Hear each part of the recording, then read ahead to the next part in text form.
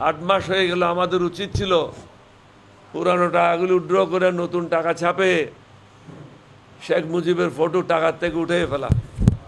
কারণ সেও মুক্তিযুদ্ধে তার কোনো অবদান ওইভাবে নাই। অনেকে বলতে পারে 7ই মার্চে তিনি বলেছেন এবারের সংগ্রাম মুক্তির সংগ্রাম, এটা আসম আব্দুর রউফ সহ শাহজাহান সহ স্যার খলিফাদের গুতাগুতির কারণে কিছু কথা বলেছিল। আসলে তিনি মুক্তিযুদ্ধ চান নাই, বাংলাদেশ স্বাধীন চান নাই। স্বাধীন চাইলে তিনি পাকিস্তানের হাতে আত্মসমর্পণ করতেন না। তিনি স্বপ্রণোদিত হয়ে আত্মসমর্পণ করে পাকিস্তান চলে যান কামাল হোসেনকে নিয়ে। তারা গণহত্যাকারী ও দেশদ্রোহী। দেশদ্রোহীদের নাম মুছে ফেলতে হবে। আমরাই সর্বপ্রথম বলেছি আওয়ামী লীগকে রাজনীতির থেকে ব্যান করতে হবে।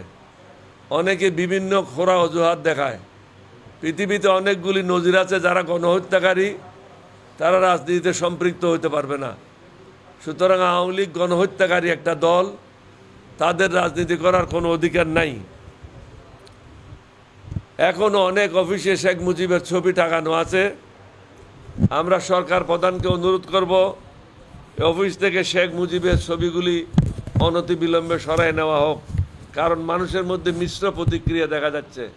কেউ কেউ মনে করতেছে সরকারের মধ্যে আওয়ামী লীগের দালাল রয়েছে, না হলে শেখের ফটো এখনো কেন থাকবে, শেখের নাম বিভিন্ন জায়গায় কেন থাকবে, হাসিনার নাম কেন থাকবে, এবং শেখ পরিবারের নাম কেন থাকবে।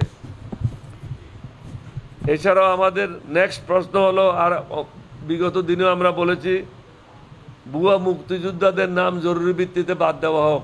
কারণ এই খাতে অনেক টাকা ব্যয় হচ্ছে। এই টাকাগুলি কে যোগান দিচ্ছে? গরিব মানুষেরা যোগান দিচ্ছে।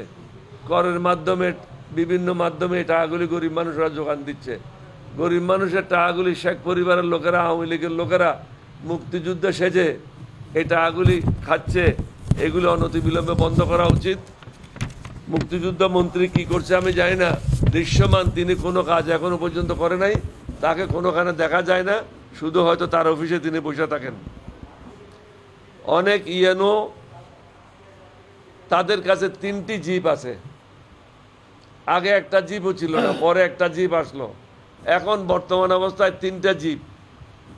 কেমন নামে 3টা জিপ? একটা হলো ইএনও জিপ, আরেকটা হলো উপজেলা চেয়ারম্যানের জিপ, আরেকটা হলো যে সমস্ত পৌরসভা আছে পৌরসভার চেয়ারম্যানের জিপ। অর্থাৎ 3টা জিপ ইএনও ব্যবহার করছে। গরিব মানুষদের উপর এর খরচের বোঝানো চাপানো হচ্ছে। এই জিপগুলি অনতিবিলম্বে 2টা জিপ উইথড্র করে সরকারি পুলে নিয়ে আসা হোক। সরকারি গাড়ির অনৈতিক ব্যবহার রোধকল্পে প্রত্যেকটা গাড়ির নেম প্লেট লাল রং করা হোক। লাল রং করা হলে এগুলি অনৈতিকভাবে তারা আর ব্যবহার করতে পারবে না। যারা আনঅথরাইজড লোক তাদের কাজে গেলে ব্যবহার করতে পারবে না। তাদেরকে গাড়ি দেওয়া হয় শুধু সরকারি কাজে ব্যবহার করার জন্য, বাজার করার জন্য না, বা চাকর বাকরকে এদিকে ওদিকে নিয়ে যাওয়ার জন্য না, ছেলে মেয়েদেরকে স্কুল কলেজে নিয়ে যাওয়ার জন্য না। সরকারি আধা সরকারি প্রতিষ্ঠানে মোট গাড়ির সংখ্যা কত, এগুলি ব্যবহারকারী কে বা কারা, তার হিসাব নিকাশ নিতে হবে। এর জন্য একটা ডাটাবেস তৈরি করতে হবে। কারণ বিভিন্ন প্রজেক্টের নামে গাড়ি কিনা হয়, পরে এই গাড়িগুলি বিভিন্ন প্রতিষ্ঠান অবৈধভাবে ব্যবহার করে এবং তাদের প্রতিষ্ঠানের নামে রেখে দেয়। একজনের নামে 3টা পর্যন্ত গাড়ি আছে।